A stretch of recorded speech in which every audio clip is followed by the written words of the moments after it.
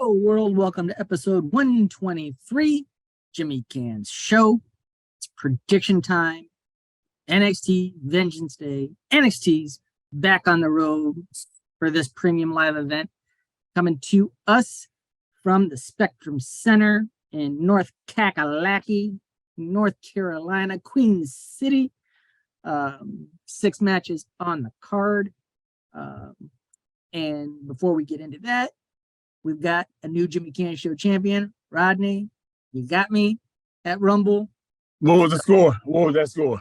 I think you beat me by 2. Yeah, I think you beat me by 2.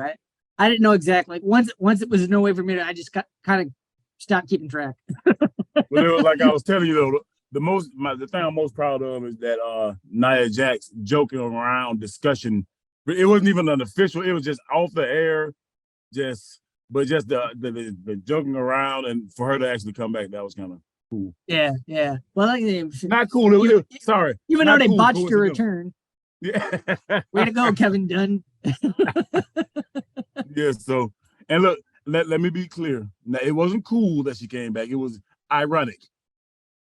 It was ironic. So, I mean, she was in there for what? All of about maybe 2 minutes, and she only injured 9 people. Oh, okay. Well, she's bringing that number down. Progress. Yeah, she's bringing that number down. She's getting safer. All right, let's get into this one. We'll kick it off with the matchup for the North American Championship. Big old Dijak taking on Wesley. This is his biggest challenge for Wesley since capturing that title, literally. What is Dijak, like 6'8"? Big dude. Yeah. Big boy. Dijak. Yeah, so why don't you kick us off here, champ? All right, I got old Wesley to retain, solidifying that title run a little bit more, legitimizing it with a big win here. I will say justice will be served. New champion, Dijak. All right. I just think at this point in time right now, need to shake it up a little bit as we get into Mania season. I think things can be a little bit more interesting and dynamic with Dijak there. I think there's more stories to be told right now. I think they told the stories they kind of needed to tell with Lee. And the other thing with Lee, he's a better chaser. You know what I mean? Some guys are just better chasers, and I think it's getting a little stale right now with him with the gold. So that's where my head is. Okay. Next up for the NXT Women's Tag Team Championships, Katana Chance, Caden Carter put the longest NXT Women's Tag title reign on the line against Fallon Henley and Kiana James. I mean, this is the odd couple tag team. Can they coexist, as they always like to say their buzzwords? And I'm going to say, no, they can't coexist. And Katana and Caden retain. Yeah, I'm thinking the same way. I got Katana and Caden retaining. Okay. Most definitely. Okay. Next up, 2 out of 3 falls to settle this one. I mean, it's a rubber match. They're 1-1, and we got a 2 out of 3 falls to cap it all off. Apollo Crews taking on Carmelo Hayes, who will have Trick Williams in his corner as always. Who you got, Rod? I like Apollo Creed. Apollo Creed. The Master of Disaster. The Count of Manifesto. Yeah. Who you got? Owen numbers game. Carmelo's got Trick out there with him. And for that reason, I'm going Carmelo Hayes. All right. Next, Fatal 4-Way for the NXT Tag Team titles. Mark Coffey and Wolfgang Gallus. You got Elton Prince and Kit Williams, Pretty Deadly. Yes, boy. You got Duke Hudson and Andre Chase, repping Chase University, just qualifying last night. And you got your champions, Xavier Wood, Kofi Kingston, The New Day. Like I kind of said in my last one, when I went with Carmelo because of the numbers game, I'm going with the numbers game again here. Gallus boys for the win. Wolfgang and Mark's brother Joe could get involved. So there you have that. Rod? All right. I'm going to chase you. Casey. Strictly because the team that we beat in the national championship Pop Warner game, cheap plug, was a team called Future You. So I just drawn the correlation between Chase You and Future You, just pure nostalgia. Your nostalgia. I mean, I think we're finally going to see Duke show his true colors in this one. Okay. And he's going to turn. So it kind of that will take THU out of the mix, and then that'll leave the other three teams kind of. And I'm going with the numbers. I like it. All right. This is called a triple threat for the NXT Women's Championship. Let's be honest, this is a handicap match.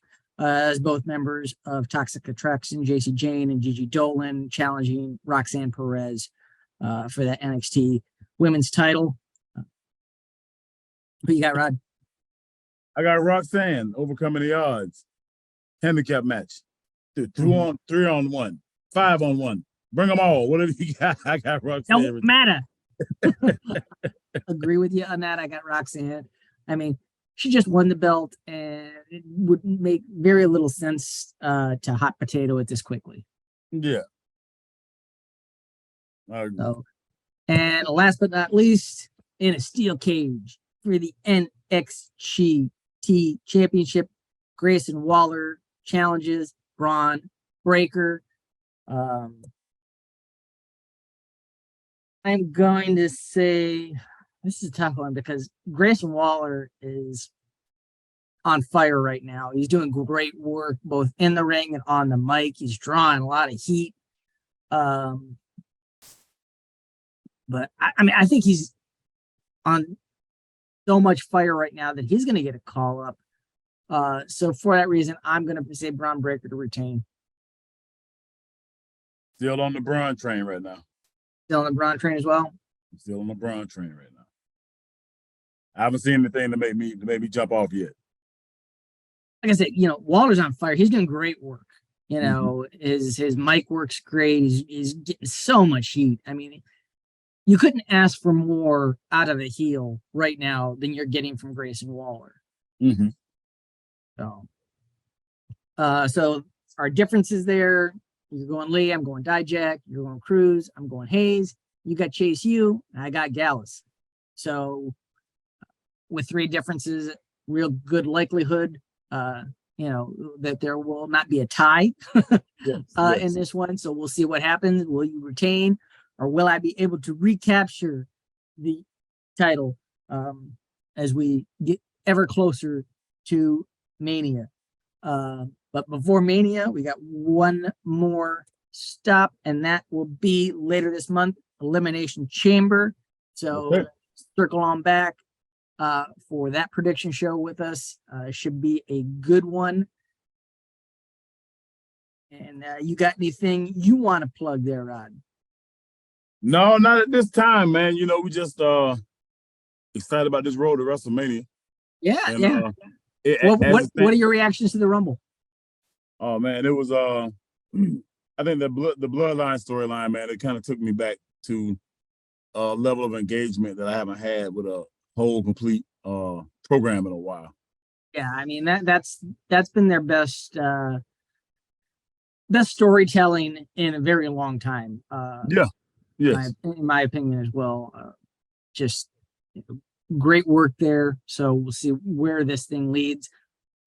The one thing that's going to be interesting in terms of the payoff here is going into Chamber with it being in Canada is I'm 99.999% sure that the Usos still can't travel into Canada because of those DUIs they got. I don't think they're allowed to cross the border. So that kind of hurts what you could potentially do with this storyline at this event. Yeah. I mean, Roman can travel, Solo can travel up there, but you need Jimmy and Jay in there, especially Jay, with the way he walked out at the end and then posted on social media that he was out. He wasn't part of the bloodline anymore. Yeah. It's interesting though. You know, it gives you, but that kind of, if you're creative enough, right? That kind of allows them a way out of having him not have to go to Canada at all, right? So you can have it where he doesn't go to the show because he's out of the bloodline. Jimmy doesn't go for whatever reason. You know, he's conflicted too, so it's just Solo and Roman to represent the group. I mean, I'm just talking about in terms of finally, paying off this whole thing. They need to be involved in the payoff. Yeah. And without them being there, we're obviously not going to get payoff at Chamber. So we'll have to see, if they roll something back on Raw and SmackDown and then do the ultimate payoff at Mania. But I mean, I don't know how you can really do the ultimate payoff at Mania where Roman's now, going to be involved with Cody. Mm-hmm. So, I mean, it's been great storytelling, but they've backed themselves into a corner now on how you close this thing out. And I shouldn't say they backed themselves into a corner on how they close it out. They backed themselves into a corner on where they can close this out. Mm-hmm. And, I got you. Having a story as great as this not close out at a big event, not fair to the story because the story's worthy to close out on a big show. Well, I'm hoping that there is a way without overwatering it that they can bring. I would love to see Sammy and KO versus the Usos at Mania for the titles. Mm-hmm. Which brings me to my next thought. They've done such a good job here recently of storytelling and matchmaking that we don't really need a big celebrity at Mania this year, do we? I mean, the card stands up on its own. Or if you look at the things that we could potentially get, if you look at everything as it stands just right now, like the card stands pretty solid on its own. Right? I mean, you got Cody and Roman. Mm-hmm. You got Rhea and Charlotte. Mm-hmm. They haven't announced it, but looks like we're trending toward Brock and Lashley. Mm-hmm. Logan and Seth. Yep. Logan and Seth. Something with like Sheamus and Gunther. No, I think I think that one's kind of run as good as that was. I think that's kind of run its course right now. I don't think we need to revisit that one. Maybe Drew and Gunther. Maybe. But I mean, honestly, I think they could have as good as KO and Sammy against the Usos will probably be, and probably where we're going to go. Seeing Sammy go with Roman to pay this thing off, I think it's a missed opportunity. And I understand, Cody's hot right now too, coming back off the injury. But I think there was a way that they could have done both. In the simple fact of Cody's promo about winning the title. Mm-hmm. His promo and everything, and his dad, he only talked the WWE title, this was the title that my dad, was on our mantle. He didn't say, the undisputed universal, you know what I mean? So you could have had Cody just be like, I just want that WWE title. That's the one my dad wanted. That's the one I want. Mm-hmm. And then that way, you could have had him, against Cody one night for that. And then the following night taking on Sammy for the other. So there was kind of a way to do that. Mm-hmm. Whether they meant for it, wrote it for it to play out that way. They did have that kind of in their back pocket, whether they realized it or not, but now they haven't executed that. So we'll have to wait and see. We speaking with my wrestling consultant, Rodney Jr. We had this very discussion though, because I, as a fan, it would have been awesome for Sammy to be the one to maybe go against Roman, but Cody's a bigger overall star, so you're kind of in that a similar. We talked about this too, you and I, that Daniel Bryan position, right? Right. Where, but not as bad, because people are more accepting of Cody than they were of Batista in that position those years ago. Mm-hmm. When they wanted Daniel Bryan and Batista won the Royal Rumble. Yep. Like Cody's a lot more well received. Some of it is because of the way they booked it, right? So he got a chance to come back and win the Royal Rumble before the Bloodline hot storyline played out at the end of the night. But I do understand that I felt like they could have done a thing where you could have had Roman and Sammy maybe at Elimination Chamber in a match, have Cody maybe interfere or something, have something to the effect of where Sammy gets the win, but it's not for the title. So now, you do the old triple threat at Mania. Yeah. I mean, they, as good as everything's been, you really wanted to nitpick. Cody, the manner at which he went into the Rumble and won wasn't very babyface. In the fact that not that he did anything underhanded, but he comes in at 30 and then eliminates the guy who was in at 1. Yeah, they could have went the other way around, or something different. If you got to be 30 and number 1, like you would definitely want the babyface to have overcome everything. Yeah, that's what I mean. Like, okay, so you were the freshest guy in there, and you finally threw out the guy that was in there for over an hour. And another thing, Rod and I we were discussing is that, it's not Cody's fault, man, but it's this thing where the plan was for Cody to come back, for him to gain momentum, build his story with feuds with other people leading up to Royal Rumble, build his familiarity and credibility with the fans, go to Royal Rumble and win with a legitimate story of momentum going into Mania. So it's believed they still have time between here and Mania to build him as that. For people who may not know him from AEW or like why he's such a big star, they still got a little time, but they were unfortunate in missing that amount of time to build him before Mania when he was injured.